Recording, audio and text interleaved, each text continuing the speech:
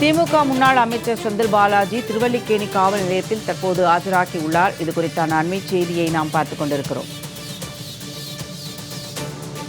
திமுக முன்னாள் அமைச்சர் செந்தில் பாலாஜி திருவல்லிக்கேணி காவல் நிலையத்தில் ஆஜராகியுள்ளார்.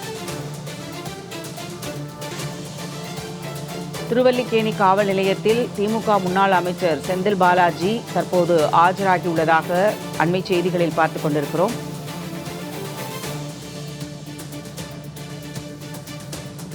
இரண்டு நாட்கள் ஆஜராகாத நிலையில் இன்று காவல் நிலையத்தில் ஆஜராகி கையெழுத்திட்டுள்ளார் என்று தற்போதைய அண்மை செய்திகள் தெரிவிக்கின்றன. நேற்று விலக்கு கோரி மனு தாக்கல் செய்த நிலையில் இன்று நேரில் ஆஜராகியுள்ளதாக தெரிவிக்கப்பட்டுள்ளது. நேற்று விலக்கு கோரி மனு தாக்கல் செய்த நிலையில் இன்று செந்தில் பாலாஜி காவல் நிலையத்தில் ஆஜராகி கையெழுத்திட்டுள்ளார்.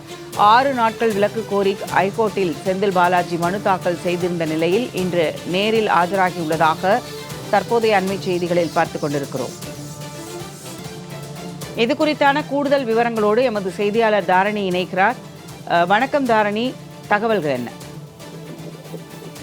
வணக்கம் ஜெயா. தமிழக வெற்றிக் கழக எம்எல்ஏவிடம் பேரம் பேசிய வழக்கு தொடர்பாக செந்தில் பாலாஜி தற்பொழுது திருவல்லிக்கேணி காவல் நிலையத்தில் கையெழுத்திடுவதற்காக ஆஜராகி இருக்கிறார். தமிழக வெற்றிக் கழக ஊத்தாங்கரை எம்எல்ஏ இளையராஜாவிடம் பேரம் பேசிய வழக்கு தொடர்பாக ஏற்கனவே 15 பேர் கைதாகி இருந்தனர். இவர்களிடையே விசாரித்த போது இவர்கள் திமுகவை சார்ந்தவர்கள் என்றும் செந்தில் பாலாஜிக்கு நேரடி தொடர்புடையவர்கள் என்றும் தகவல்கள் கிடைக்கவில்லை.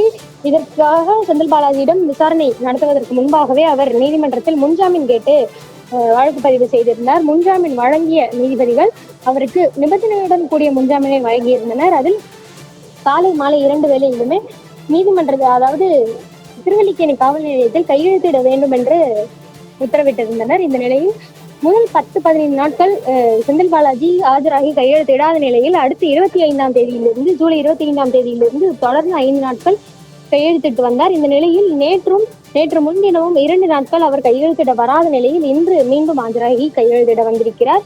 டாஸ்மாக் விவகாரம் தொடர்பாக அந்த வழக்கு நிலுவையில் இருந்த நிலையிலும் அதில் அவருக்கு முன்ஜாமீன் கிடைக்காத நிலையிலும் நீதிமன்றத்திற்கு சென்றிருந்த செந்தில் பாலாஜி கடந்த 2 நாட்களாக ஆஜராகவில்லை என தெரிய வருகிறது. இது மட்டுமல்லாமல் அந்த வழக்கு தொடர்பாக வழக்கறிஞர்களிடம் கலந்து ஆலோசிக்க வேண்டும் என ஆகஸ்ட் 1 முதல் 5ஆம் தேதி வரை அவகாசம் கேட்டிருந்தார். திருவல்லிக்கேணி காவல் நிலையத்தில் 5 நாட்கள் கையெழுத்திடாமல் இருப்பதற்கான அவகாசத்தையும் நேற்று கேட்டிருந்த நிலையில் நேற்றே நீதிபதிகள் முன்ஜாமீன் டாஸ்மாக் முறைகேடு வழக்குக்கு முன்ஜாமீன் வழங்கிய நிலையில் இன்று மீண்டும் ஆஜராகி இருக்கிறார். ஜெயா, செந்தில் பாலாஜி ஆஜராகி உள்ளது தொடர்பான கூடுதல் தகவல்களோடு இணைந்தமைக்கு நன்றி தாரணி.